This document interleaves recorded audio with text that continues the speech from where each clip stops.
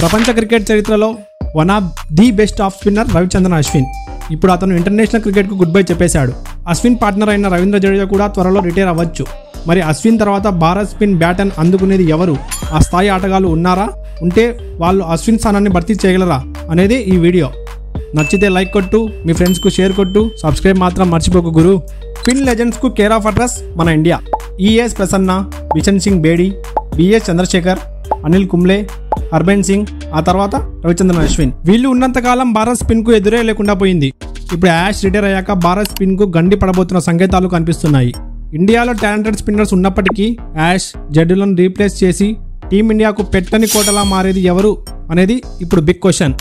Yuzvendra Chahal, Kuldeep Yadav, Ravindra Jadeja, Axar Patel, Ravi Bishnoi, Varun Chakravarthy present Indian spinners.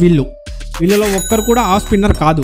ఇప్పుడంతా leg spinners, wrist spinners, left handed స్పిన్నర్సే ఉన్నారు. ఒకప్పుడు ఎర్రాపల్లి ప్రసన్న, శ్రీనివాస్ వెంకటరాఘవన్, ముత్తయ్య మురళీధరన్, సక్లైన్ ముస్తాక్, హర్భజన్ సింగ్, అజంతా మెండిస్, గ్రేమ్ స్మాల్ లాంటి ఆఫ్ స్పిన్నర్స్ ఆ కళకు అందం తెచ్చారు. ఇప్పుడు ఆర్ అశ్విన్, నాథన్ లయాన్ అభిమానులను అలరించడమే కాదు, ఆఫ్ స్పిన్ను అందలమెక్కించారు. టెస్టుల్లో అశ్విన్ 106 మ్యాచెస్లో 537 వికెట్స్ పడగొడితే నాథన్ లయాన్ 132 మ్యాచెస్లో 533 వికెట్స్ తీశాడు. ఇప్పుడు వరల్డ్ క్రికెట్లో leg spinners, wrist spinners, left handed స్పిన్నర్సే మెజారిటీ ఉన్నారు. దేశవాళీల్లోనూ లీగుల్లోనూ వీళ్ళదే ఆధిపత్యం. రైట్ హ్యాండ్తో ఆఫ్ స్పిన్ వేసే బౌలర్సే అర్థమైపోయారు. ముఖ్యంగా T20ల రాకతో ఆఫ్ స్పిన్పై హై ఇంపాక్టే పడిందని చెప్పొచ్చు. ఎందుకంటే రిస్ట్ స్పిన్నర్స్ బంతిని 2 సైడ్స్ తిప్పుతారు. సో బ్యాట్స్మెన్ రిస్ట్ స్పిన్నర్స్ని ఆడడం కష్టమైపోతుంది. ఇక లెగ్ స్పిన్నర్స్ ఏమో లెగ్ కట్టర్స్, గూగ్లీలతో బ్యాట్స్మెన్కు టెస్ట్ చేస్తున్నారు. బంతిని వీళ్ళు వేగంగా స్పిన్ చేస్తారు. ఇక క్రికెట్లో మెజారిటీ రైట్ హ్యాండెడ్ బ్యాట్స్మెన్ కావడం వల్ల లెఫ్ట్ హ్యాండెడ్ స్పిన్నర్స్కు కలిసి వస్తుంది.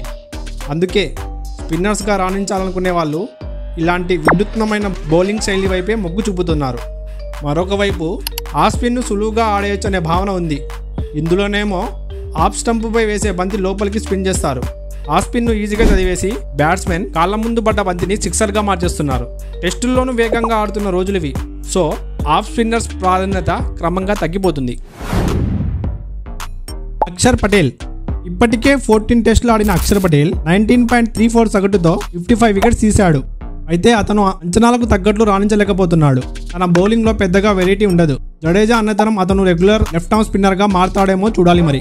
కుల్దీప్ యాదవ్.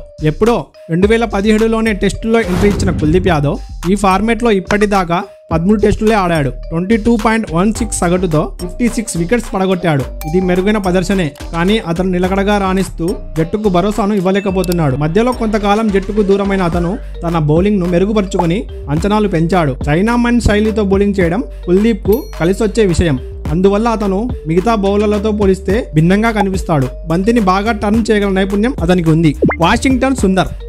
ప్రస్తుతం బోర్డర్ గవాస్కర్ ట్రోఫీలో అశ్విన్ను కాదని తొలి టెస్టులో అవకాశం దక్కించుకుని నిరాశపరిచిన సుందర్ నిలకడగా రాణించడం పెద్ద సమస్య అతనికి. 3 years బ్యాక్ టెస్టుల్లో అరగటం చేసిన అతను 7 టెస్టుల్లో 23 సగటుతో 24 వికెట్స్ మాత్రమే తీశాడు. Last month India white wash కు గురైన న్యూజిలాండ్ సిరీస్ లో అతను సత్తా చాటాడు.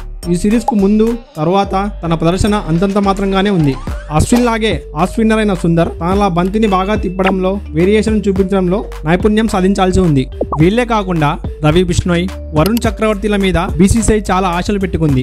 ముంబై స్పిన్నర్ అనుష్ కొటియాన్ పేరు ఇటీవల దేశవాళీ క్రికెట్ లో బాగా వినిపిస్తుంది. సో చూడాలి మరి వీరిలో ఇంటర్నేషనల్ లెవెల్ కు వెళ్లి సత్తా చాటగలిగే ప్లేయర్స్ ఎవరా అని.